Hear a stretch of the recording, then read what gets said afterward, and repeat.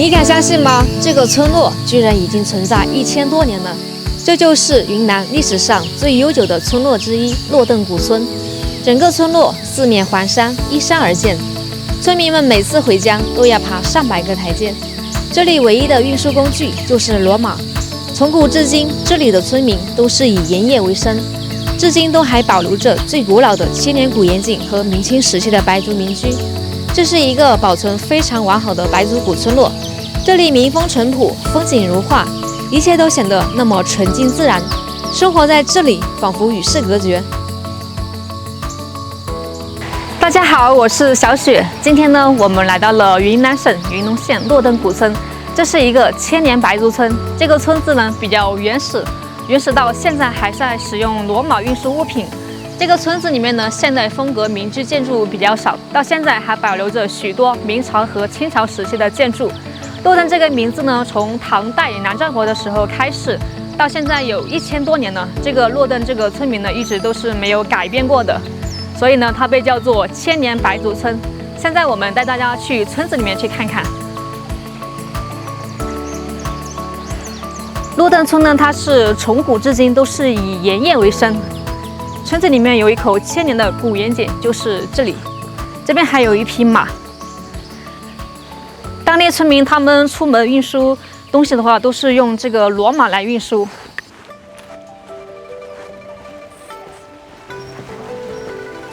这里就是古盐井了，我们继续看一下。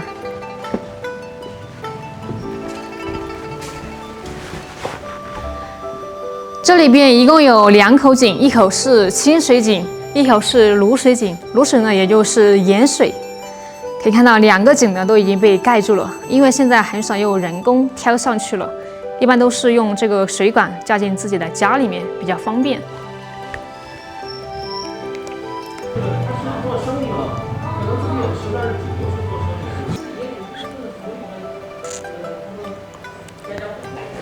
洛邓盐井的构造是非常复杂的，大家看，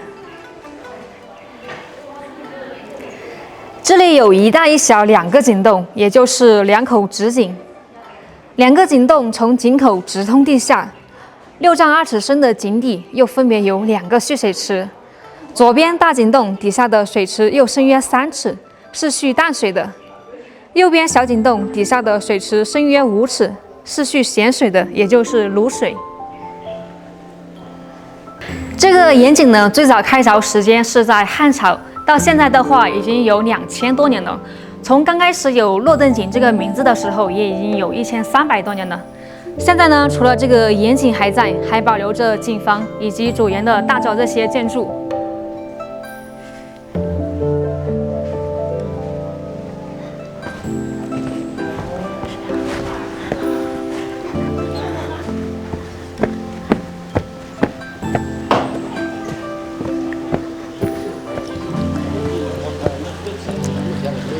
这上面这条河呢，叫做洛河，也称之为洛水。它的流程呢是在3.6公里注入笔江，江水左弯右拐，形成一个天然的 S 型。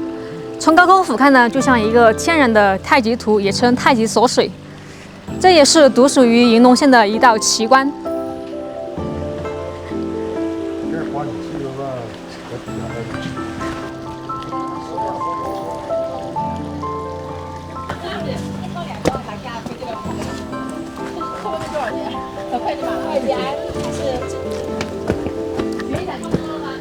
现在我们已经走进这个村子里面了，可以看到，村子里面的路都是用这种石头铺的，而且呢，磨损的是特别的严重的，非常的光滑。其实我们在底下的时候就可以看到整个村子，它的房子呢都是一层一层的叠上去的，一直延伸到那个山顶。村子里面路像一个迷宫一样，错综复杂，而且呢，你们看，这个坡度是比较大的。走起来呢是特别费力，整个过程像在爬山一样。我没注意，我给他们的时候没注意，往上点，你往上点，然后我拍。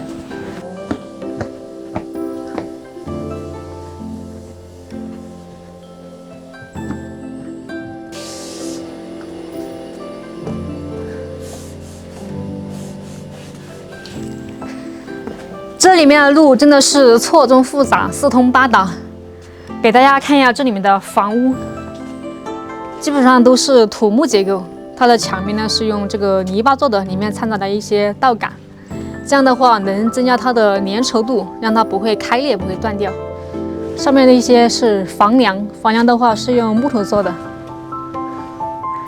这边房屋都基本上都是依山而建，因为这边受地势限制，你们看，砌了很高的一个宝坎。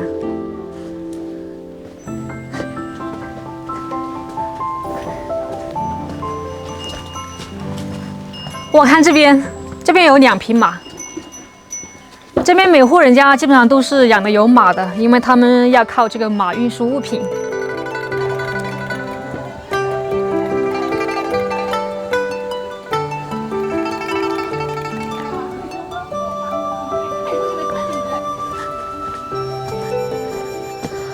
我对面来马匹了，我们给他让一下。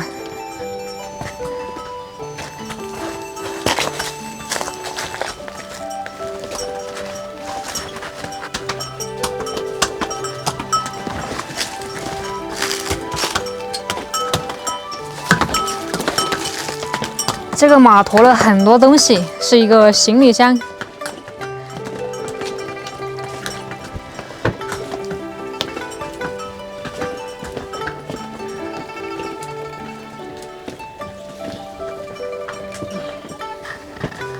村子里面呢有很多民宿，像那些来旅游的人啊，他们会大包小包的提着很重的行李箱，他们没有办法运上去，就会请这里的马匹给它运上去。这个村好原始，好古朴呀！你们看，每一处都是风景，这里的绿植特别的茂盛。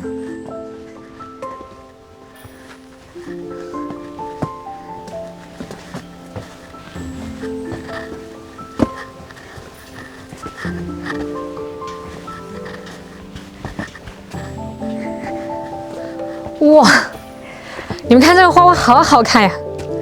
这个是好像是小雏菊吧？这个。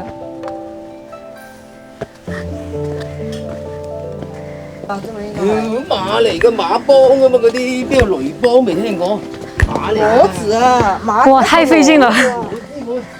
当地有一句话是这么说的：看到屋，走到哭，还有一句是望山跑死马。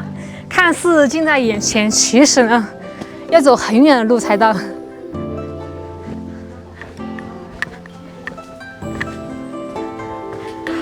我终于体会到马匹在这里面的重要性了，因为我当时走起来都特别的费劲，特别的累。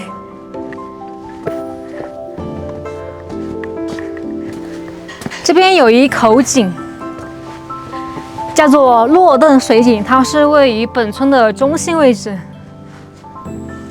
你们看这个水好清澈呀，它是从那个洞里面流出来的，到现在都还在使用。听村子里面的人说，这口井从来都没有干枯过。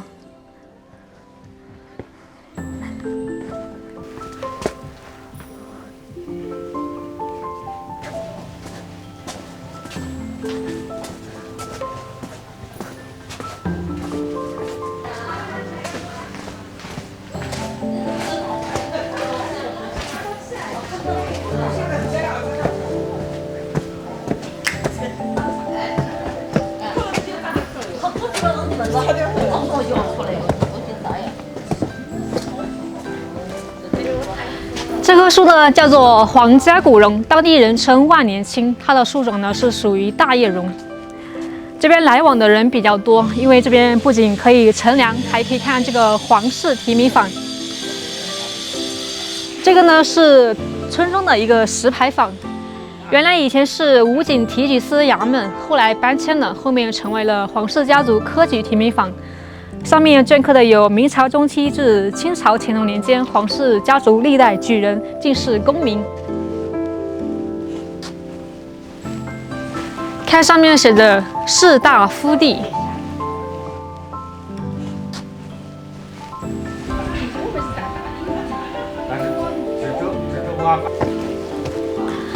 我们来看一下这里面，大家看这个石牌坊特别的光滑，磨损的特别的严重了。这些都是岁月留下来的痕迹。看这个正中间刻着4个大字：科供传家。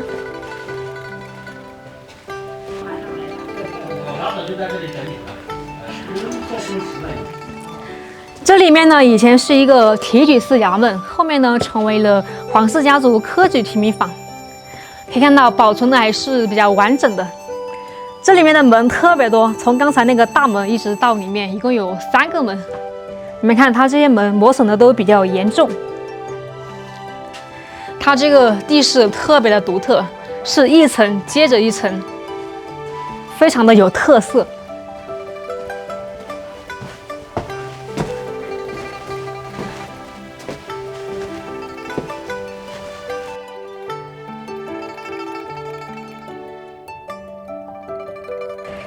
这里以前上过《舌尖上的中国》，因为这里的火腿而名声大噪，并没有因为时代的浪潮而改变，还是这么的原始，还是这么的古朴。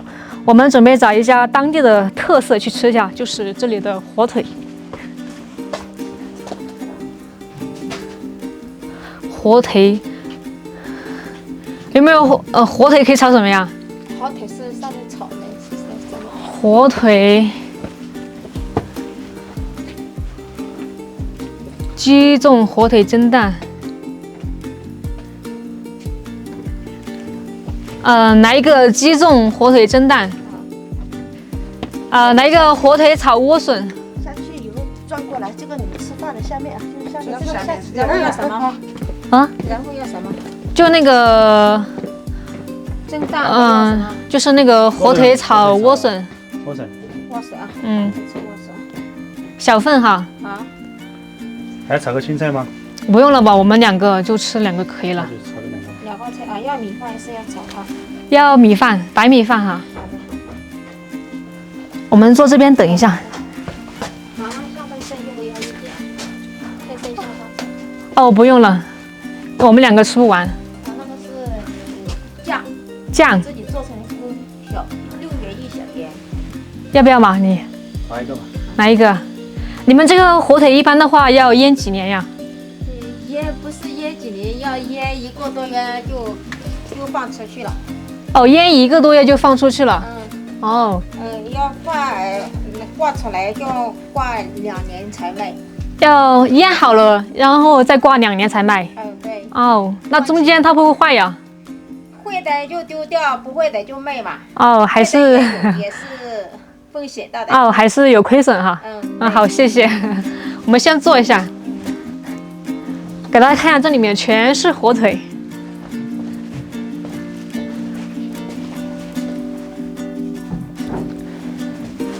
暂时闻不出什么味道，就像一个腊肉的味道一样。这是当地的特色，也是特产，叫做洛顿火腿，上面都好多灰。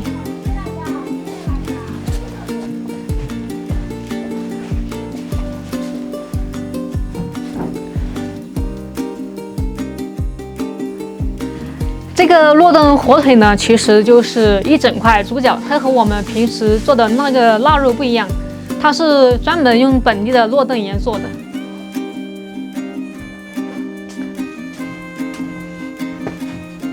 3年是很少的，因为3年很少，吃的是很少。哦，还可以生吃啊，这个。对。你们那个火腿放的最久的是几年啊？3年以上就不好吃了嘛。哦，3年以上就不好吃了。对。哦。2年半就好吃一点。好，谢谢。我们来看一下这个，这是莴笋炒火腿，这是火腿蒸蛋，这是一个凉菜，看起来好有食欲啊。刚才问了一下老板，他这个火腿呢，它是不用烟熏的，直接晾干就可以了。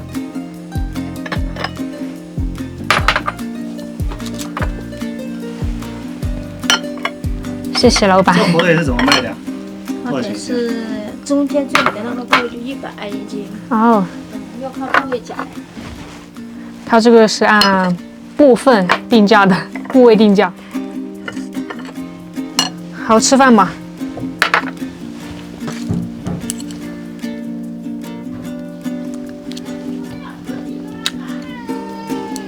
不错，它和腊肉还是有区别的。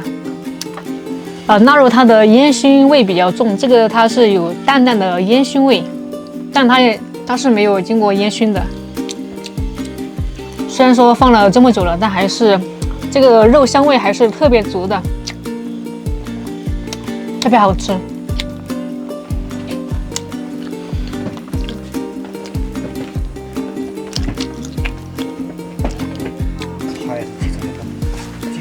吃完饭，我们继续往村子的顶上走。你看他当时说那就好了。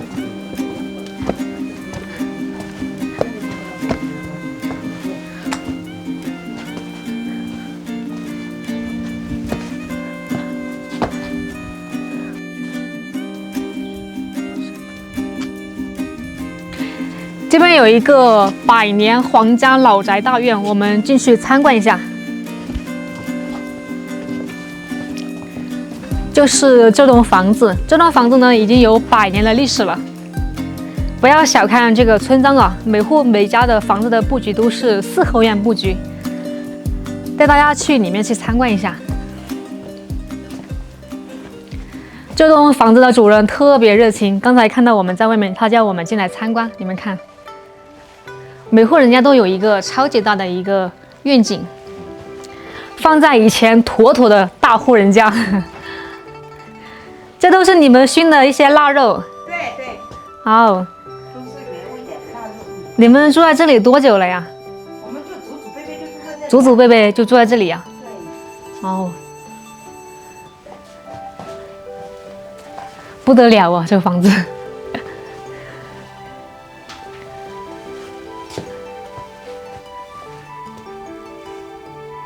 这是2层的哈。我们这边就建2层。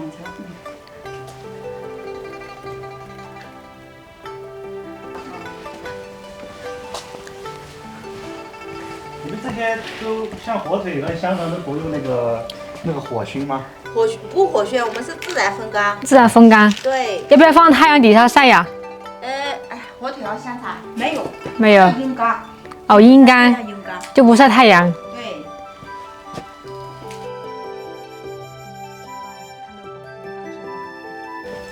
我们来问一下这位老板，他们这个火腿是怎么制作的？火腿的话就是比如啊，就是今天3桌，然后早上3桌，然后晾到晚上9点到10点左右，然后把水分里面的心血那些挤出来，然后就开始腌。腌的话就腌在那个池子里面。池子里面？哦，对，那个池子里面。哦，有专门腌腊肉的池子。对对对。火腿的池子。腌在那个池子里面，然后就是腌1个月。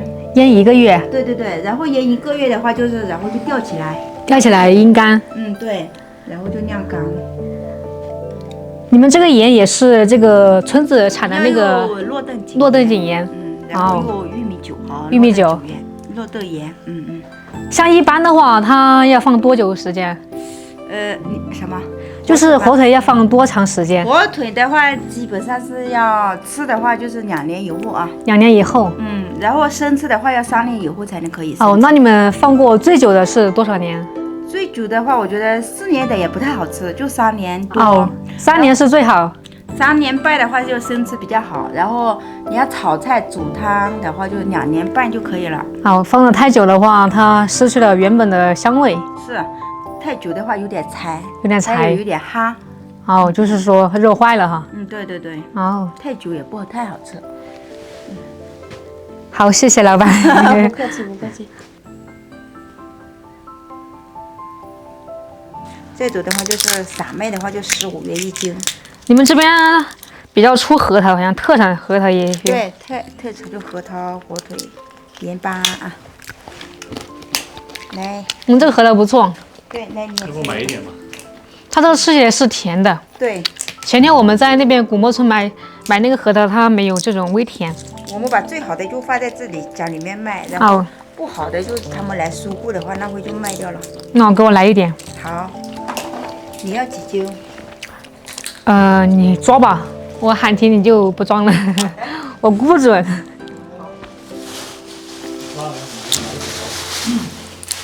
多吃核桃补脑。我们在这里买一点核桃。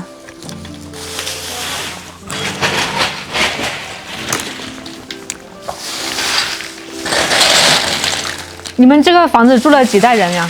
我们祖祖辈辈都在这里啊。祖祖辈辈。对。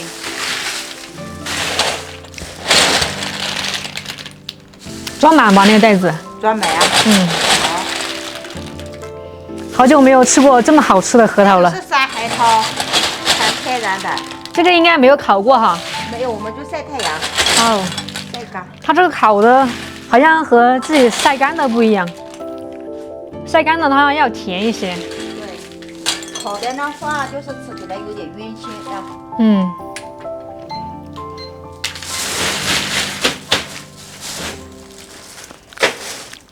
10斤。10斤。每个10斤。10斤的话150。哦，10斤，10斤按2就算10斤。啊。然后再送给你们一点。哇，谢谢，这老板太大方了。祝老板生意兴隆。谢谢。手机给我找钱。这里少。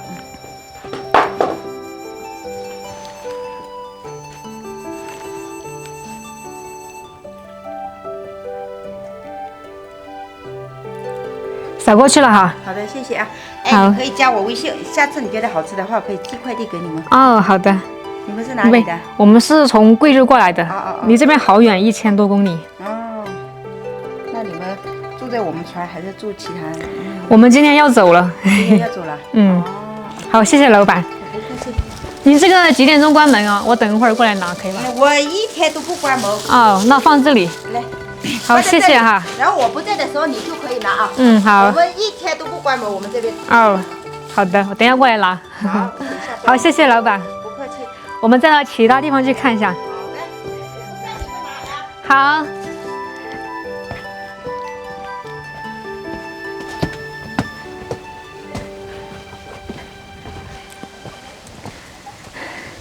这路上好多鸡啊，你们看。这才是正宗的农家放养土鸡。想吃土鸡肉的话，只有到这种小山村里面才能吃到正宗的土鸡。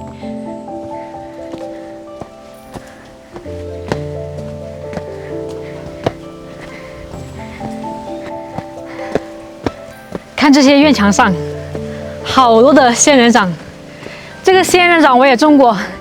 种一盆死一盆，种一盆死一盆，它就在这里肆意的生长，太气我了。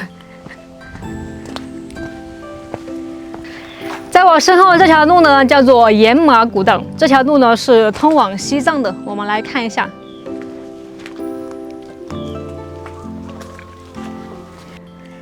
盐马古道是上千年来成千上万马帮日复一日，年复一年，在风餐露宿的艰难行程中走出来的一条经贸之路。它东向大理、昆明，南至宝山腾冲，西接六库片马，北连茶马古道，通南平、丽江、西藏。此路口呢，通向西藏。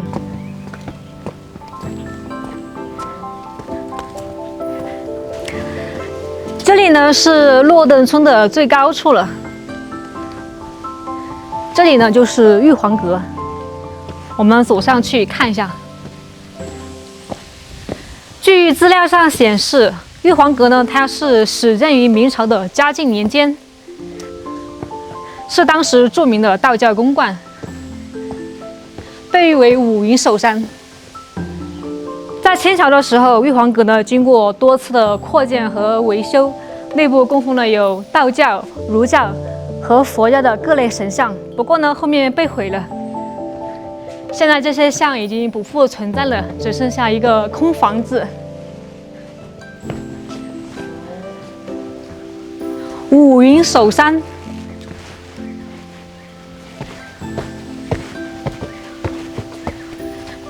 这个道观还是挺大的，你们看，占地面积非常的大。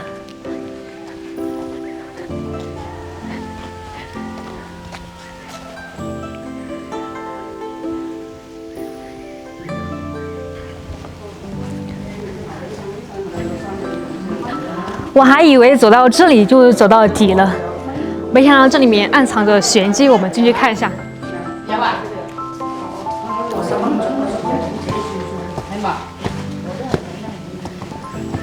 这边这个阁楼呢，就是玉皇阁了，上面写着“通明宝阁”。紫极流光。在这个正中间放着一个月台。像我们普通人家他是不修这个的。刚才我们有说到，这里是一个道教，还有儒教，他们是需要做法事的。这个呢，就是做法事的一个台子。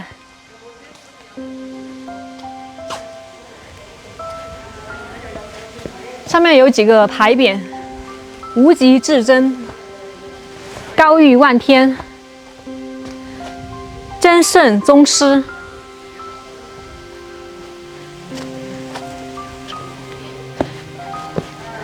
在以前，这个左右两边，一边放了一个大鼓，一边放了一个大钟，不过呢，已经不在了。我们进这个店里面去看一下，大家可以看到，它这个做工是非常的精美的。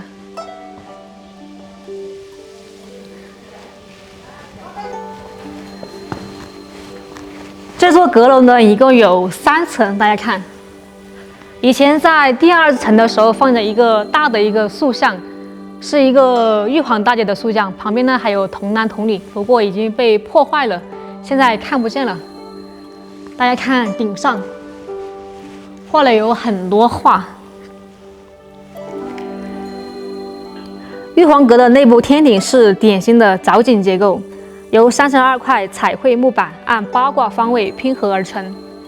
大家看，好精美呀！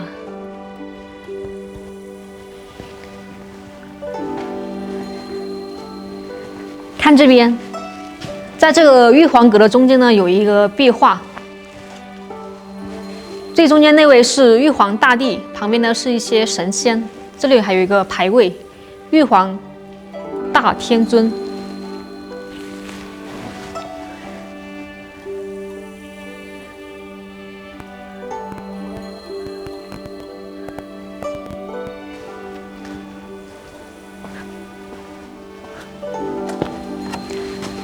这个玉皇阁呢，整体呢就是这个样子的。我们再到其他地方去看一下。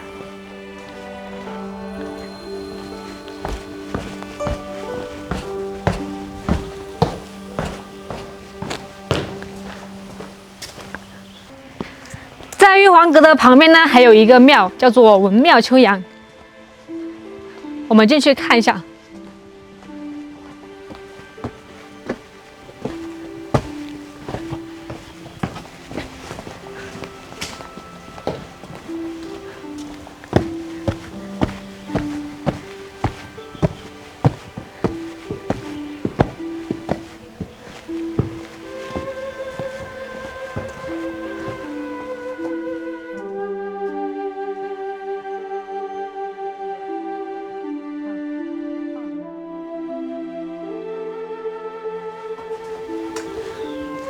这里面供奉的是孔子，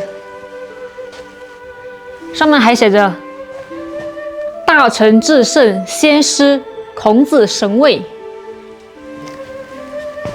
这里面供奉的不仅有孔子，还有其他的牌位，孟子、曾子，那边呢是颜子。旁边还有一个孔子。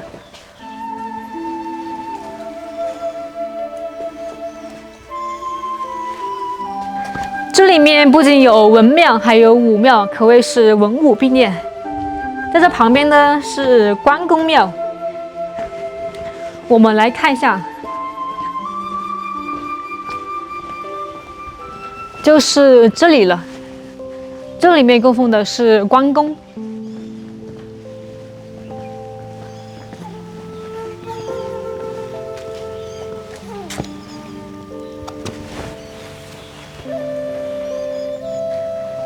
正中间这位就是关公的，左边这位是护法周仓，旁边这位是护法关平。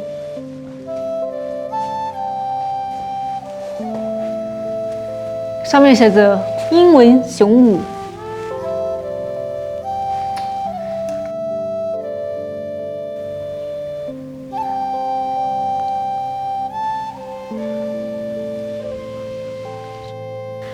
这个门呢叫做宁心门。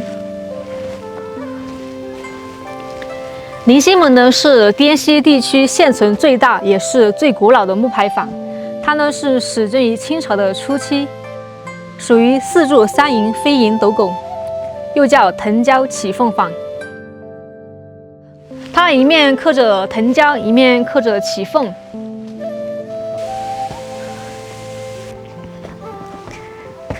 大家看这些姐姐们，走路一瘸一瘸的，还是特别费力的。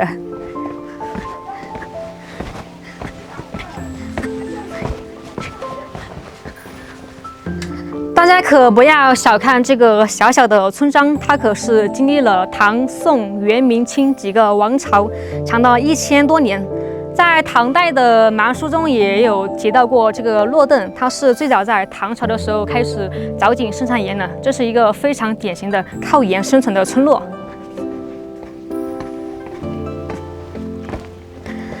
可能大家刚开始听到这个洛邓古村的时候，大家可能会联想到穷乡僻壤，其实呢并不是。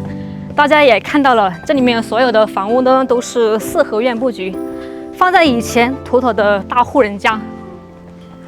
洛邓村的洛邓井呢是滇西4大盐井之一。盐呢在古代是非常稀缺的资源，掌握了盐，也就是掌握了财富；掌握了财富呢，也就是掌握了教育资源。尽管云龙县地处偏远，交通不便，但在明朝和清朝的时候，这里还是文风蔚然，人才辈出。